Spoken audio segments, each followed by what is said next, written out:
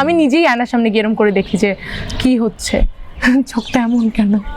এটা সারপ্রাইজ। আমি সাজগোজের ব্যাপারে খুব একটা এক্সপার্ট না, তো আমাকে অবিশ্বাস করার মতো কিছু নেই। আর আপনি রিঅ্যাকশন দিয়েছেন, আরে এত বড়, এটা আমি তো কিভাবে নিব, মানে সত্যি নাই, আমি ধরবো কেন? আপনারাই বলুন না, আমি ধরবই না। স্বাগত জানাচ্ছি যুগান্তর মাল্টিমিডিয়ায়। আজকে আমাদের সাথে আছেন জনপ্রিয় শিল্পী নাদিয়া আফরিন মরি। আপু কেমন আছেন? খুব ভালো আছি, আপনি কেমন আছেন? আলহামদুলিল্লাহ। গান শেখার জন্য কার থেকে উৎসাহিত হয়েছিলেন? মা, আমার মা খুব গান ভালোবাসে। বাবা মা কি আপনার গান শুনে কখনো বিরক্ত হয়, বা ফ্যামিলি সাপোর্টটা কেমন পান? আমার ফুল ফ্যামিলি অনেক সাপোর্টিভ। বাবা মা, চাচা ফুপু, বোন, দুলাভাই, ভাই, মানে সবাই খুব সাপোর্টিভ। তো ওই বিরক্ত না, যখন আমি খুব চেঁচামেচি করি, অতিরিক্ত হয়ে যাচ্ছে, তখন বলে একটু কি থামা যায়। এটা শুনেছি যে শিল্পীরা নাকি আজকাল অনেক প্রেমের চিঠি পাচ্ছে, আসলে আপনি এখন পর্যন্ত কতগুলো চিঠি পেয়েছেন? আমাকে কেউ প্রপোজ ভাবে করে নাই কখনো, লেটার পাইনি। ধরুন আপনার একজন ক্রাশ আছে, এখন সে এসে আপনাকে বলছে গান গেতে, তখন আসলে আপনার কেমন হবে বা কেমন অনুভব হবে? তখন আপনি গান গেতে পারবেন কিনা? আমার ক্রাশ? হ্যাঁ। আমার কোনো ক্রাশ নাই। ধরেন আছে। ধরবো কেন? নাই তো, মানে সত্যি নাই, আমি ধরবো কেন? আপনারাই বলুন না, আমি ধরবই না। এই মুহূর্তে একটু ধরে নেন আছে? নাই। আমার যদি থাকতো তাহলে আমি এখন ফিল করতে পারতাম যে কি হতো। এখন নাই কোনো ক্রাশ। এক মুহূর্তের জন্য কি ধরা যায় না? না, কারণ নাই। আপনারা বানিয়ে দেন একজন ক্রাশ, তারপর আমি তার সামনে গিয়ে গান গাওয়ার ট্রাই করে দেখি কেমন অবস্থা হয়। বাস্তবে তো নেই, আচ্ছা মনে মনে ধরে নেন। মনেও নাই। আপনার মনটা কি এতই ছোট যে আসলে আপনার মনে কাউকে এখন পর্যন্ত আপনি জায়গা দিতে পারেন? আমার মনে আমরা আপনার মুখ থেকে বেশ কয়েকটা গান শুনতে চাই। চেষ্টা করছি। একটা গান আছে যেজন মন বোঝে না, একটা ফোক গান, আমি এটা করার চেষ্টা করছি। Okay sir.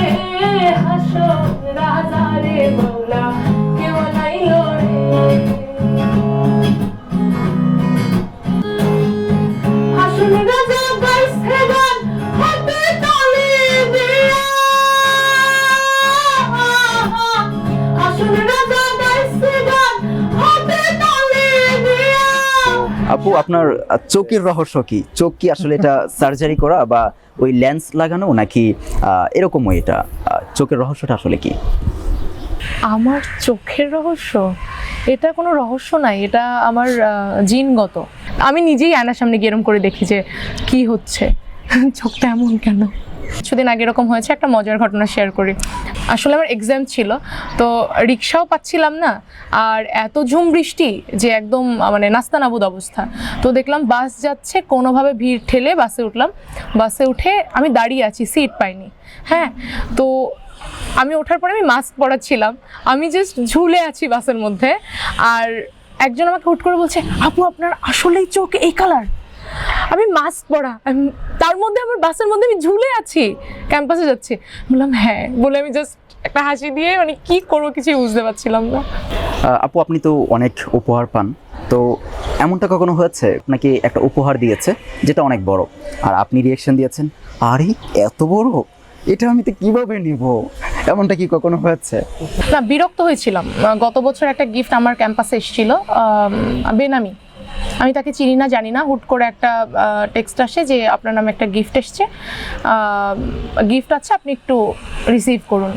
তো আমি ক্যাম্পাসে ফোন দিলাম যে কে পাঠিয়েছে, কি পাঠিয়েছে কিছু জানি না, অনেক বড় একটা বাক্স ছিল, এবং সেটা দেখে আমি খুব বিরক্ত হয়েছিলাম যেটা কেন, এটা আমি কিভাবে আনবো, আমি কোথায় রাখবো, কেন দিয়েছে। একদিন আমার একটা ঘটনা খুব মনে পড়ে, ঠাকুরগাঁওয়ে কনসার্টে গেছিলাম। তো একটা বাচ্চা মেয়ে স্কুলে পড়ে, এরকম ক্লাস 8-9-এ, হুট করে এসে মেয়েটার চেহারা আমার মনে নেই, যেহেতু মানে সন্ধ্যার পরে ছিল আর ভিড়ের মধ্যে ছিল, সবাই মানে ছবি টবি তুলছিল এরকম একটা অবস্থায়। তো হুট করে একটা মানে চুলের ব্যান্ড আমার হাতের মধ্যে পরিয়ে দিয়েছিল, ব্যান্ডটা এখনও আমার কাছে আছে, বাট মেয়েটাকে আমি মনে রাখতে পারি। তো এরকম ছোট ছোট গিফট আসলে পাওয়া হয়। আপু বিয়ে কবে করছেন? এটা সারপ্রাইজ, বলে দিলে তো সবই বলে দিলাম। আপনার দর্শকরা কিন্তু অপেক্ষায় আছে সেই সারপ্রাইজের জন্য, বাট আমি মনে হয় যে একটু আগে থেকে টাচ দেওয়াটা ভালো হবে, যে দর্শক অমুক তারিখে বা অমুক বছর বা অমুক মাস হতে পারে, এরকম কিছু একটা কি? পুরোটাই সারপ্রাইজ, হঠাৎ করে দেখবে জামাই নিয়ে ছবি। দর্শক সারপ্রাইজের জন্য অপেক্ষা করেন তাহলে। আপু বিয়ে কবে করছেন বলছেন যে আসলে এটা সারপ্রাইজ, আচ্ছা পছন্দের কেউ আছে কি? পছন্দের কেউ আছে কিনা সেটা মন বলতে পারবে, আমি জানি না। ইনবক্সে এখন পর্যন্ত আপনার তো হিউজ মেসেজ আসে, তো এখন পর্যন্ত সব থেকে অদ্ভুত টাইপের মেসেজ আসলে কেমন ছিল বা কি ছিল? আসলে আমার যারা আমাকে যারা ভালোবাসেন, আমার যারা পরিবার, আমার পুরো পেজ বা আমাকে যারা চেনেন, তাদের আমি পরিবার হিসেবেই গণ্য করি। তো সেই সদস্যরা আমাকে কোনোদিনই অদ্ভুত টাইপ কোনো কোয়েশ্চেন করেন না। ওনারা যে কোয়েশ্চেন করেন, আপু কেমন আছেন, আপু ভালো আছেন কি না, আপু এটাতে ভালো লেগেছে, আপু শাড়ি কেন পরছেন না, শাড়ি কবে পরবেন, এই সমস্ত। এবং আমার খুবই ভালো লাগে, কোনো অদ্ভুত টাইপ কোয়েশ্চেন আসে না আসলে। আচ্ছা আপনার কাছে এমন কোনো ট্যালেন্ট আছে যেটা আপনি মনে করেন যে আপনার কাছে এটা আছে, এই ট্যালেন্ট আপনি জানেন বা আপনি বুঝেন, কিন্তু আপনি যখন আপনার ফ্যামিলি, ফ্রেন্ড সার্কেল বা যারা আছে বন্ধু বান্ধব, তাদের কাছে যখন উপস্থাপন করেন তারা আপনাকে আসলে পাত্তা দেয় না, এরকম কোনো ট্যালেন্ট আপনার কাছে আছে কি না? আসলে আমার বন্ধুর জায়গাগুলো খুব কম, খুব ছোট সার্কেল আমার, এবং আমার খুব বহুদিন পরিচিত এরকম সার্কেল। হ্যাঁ, যে 5 বছর 7 বছর 11 বছর বন্ধুত্ব আমার আছে, কিন্তু খুব নতুন মানুষের সঙ্গে আমি অ্যাটাচ হই না, বা আমার হয়ও না তাদের সঙ্গে খুব একটা বন্ধুত্ব। এবং আমার পরিবার, তো আমি যেহেতু বললাম যে আমার খুব ছোট একটা সার্কেল, এবং ওদের কাছে আমার সকল ব্যাপার ওপেন, একটা খোলা বইয়ের মতো। ফ্যামিলি, আমার ফ্যামিলির কাছে, বন্ধুদের কাছে, তো ওরা একটা কথা বিশ্বাস করতে চায় না যে আমি অনেক শক্ত, বা আমি একটা ইমোশনাল ফুল। হ্যাঁ, ওরা কখনোই বিশ্বাস করতে চায় না যে আমি যে বলি যে হ্যাঁ আমি এটা পারবো, আমি খুব শক্ত, বলবো হ্যাঁ তুই তো খুব শক্ত, এটা ওরা বিশ্বাসই করতে চায় না। মানে ওরা সবাই মনে করে আপনি খুবই ইমোশনাল, যে আপনাদের এটা সম্ভব না, আমি এটা পারবো না, এমনি বলছি। ওকে, আপুর গান যত শোনা যাবে ততই মানুষ মুগ্ধ হবে, যদি মন চায় সারাদিন শোনা যাবে, তবুও বিরক্তি ফিল হবে না। ধন্যবাদ আপু, আমরা আরেকটা পুরো গান শুনতে চাই, একদম পুরো, একদম শুরু থেকে শেষ পর্যন্ত পুরো একটা গান আপনি গাবেন, এবং সেটা একা। ওকে।